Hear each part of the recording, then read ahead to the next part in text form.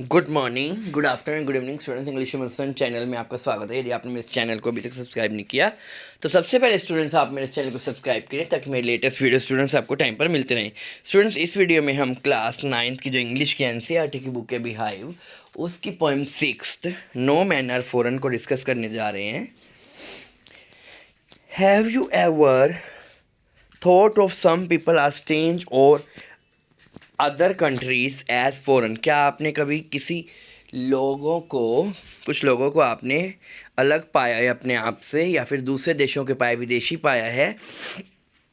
We have many ways of thinking of people as different from us. बहुत से तरीके हैं जिससे हम लोगों को अपने से अलग कर देते हैं।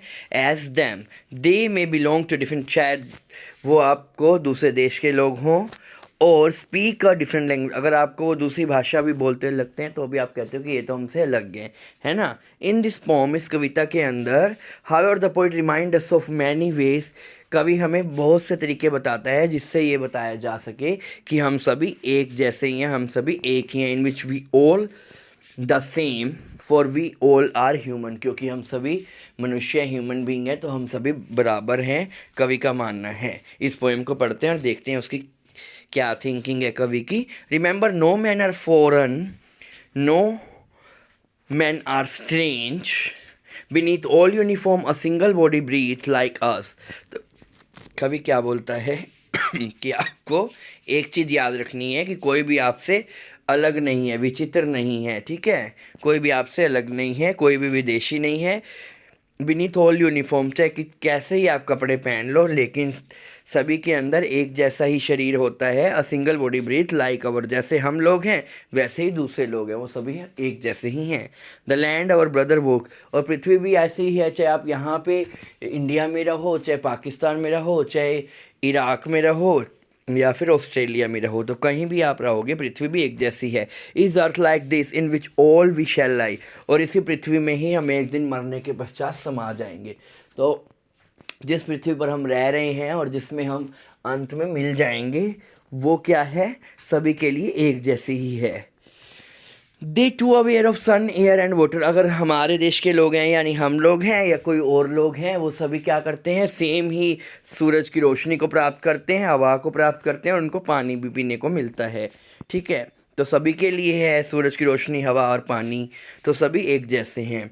Are fed by peaceful harvest, तो जब पीसफुल समय होता है यानी कोई युद्ध नहीं हो रहा होता है, तो सभी वो फसल को प्राप्त करते हैं। बाय वार लॉन्ग विंटर स्टार, लेकिन जब युद्ध होता है, वार का टाइम होता है, तो उसको विंटर का टाइम कहा गया है, ठीक है। जब युद्ध का टाइम होता है तो काफ़ी टाइम तक उन्हें कुछ नहीं मिलता और वो भूखे मरते हैं। वैसे ही जैसे हमारे देश के लोग हैं, यानी हम लोग और दूसरे जो लोग हैं सभी एक जैसे ही हैं, वो भी शांति चाहते हैं, कोई भी युद्ध नहीं चाहता।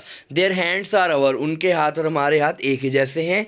इन their lines we read a labour no different from our own, ठीक है।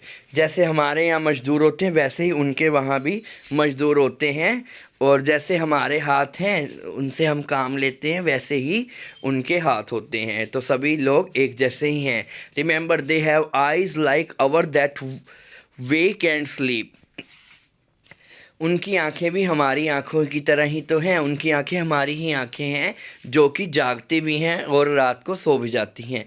And strength that can be वोन बाय लव, तो स्ट्रेंथ को हम कैसे, अगर मान लो किसी ताकत को हमने जीतना है तो प्यार से ही जीता जा सकता है, लड़ाई झगड़े से कभी हम किसी को नहीं जीत सकते हैं। In every land is common life, हर जगह एक जैसा ही जीवन होता है। And all can recognise understand, और हर व्यक्ति इस बात को समझ भी सकता है और इस बात को पहचान भी सकता है। तो हमें आपस में झगड़ा नहीं करना चाहिए, जबकि सभी को प्यार से रहना चाहिए। जैसे वसुधैव कुटुंबकम, यानी पूरी पृथ्वी ही एक संसार है, सभी एक जैसे हैं।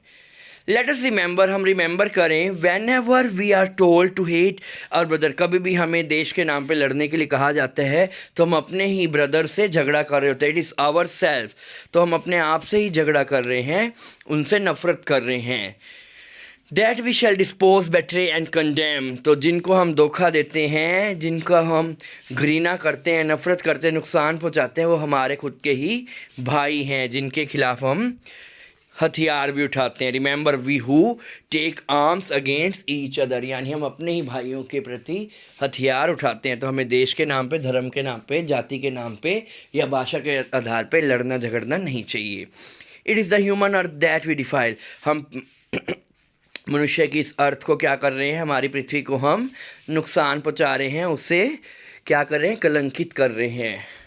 अवर हेल ऑफ फायर, हम अपनी नफ़रत की आग में ठीक है उसको जला रहे हैं, नरक की आग में। And dust outrage the innocence of air that is everywhere our own, तो हम क्या कर रहे हैं, एयर को पल्यूट कर रहे हैं, ठीक है, उसको धूमिल कर रहे हैं, किस जो कि हमारी खुद की ही है। That is everywhere our own, ये यानी ये धरती, ये हवा, ये सब चीज़ें हमारी अपनी हैं। तो हमें इसको नफ़रत की आग में नहीं जलाना चाहिए, एक दूसरे के प्रति हथियार नहीं उठाना चाहिए, लड़ाई नहीं करनी चाहिए, सभी को हमने एक जैसे, एक बराबर समझना चाहिए।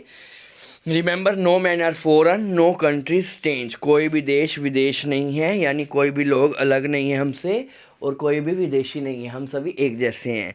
तो कवि जो जेम्स किरकप हैं वो हमें ये संदेश देते हैं इस पोएम के माध्यम से कि पूरी पृथ्वी एक संसार है, हमें एक दूसरे के प्रति हथियार नहीं उठाने चाहिए, एक दूसरे से नफरत नहीं करनी चाहिए, लड़ाई झगड़ा नहीं करना चाहिए, जाति धर्म या देश के नाम पे हमें सभी को अपना भाई मान के आपस में प्रेम से रहना चाहिए। कवि इस पोएम के माध्यम से हमें समझाना चाहते हैं। आशा करता हूँ जो मैंने आपको इस चैप्टर का एक्सप्लेनेशन दिया है वो अच्छे समझ आएगा। वीडियो पसंद आए से लाइक कीजिए, चैनल को सब्सक्राइब कीजिए। Thanks for watching the video.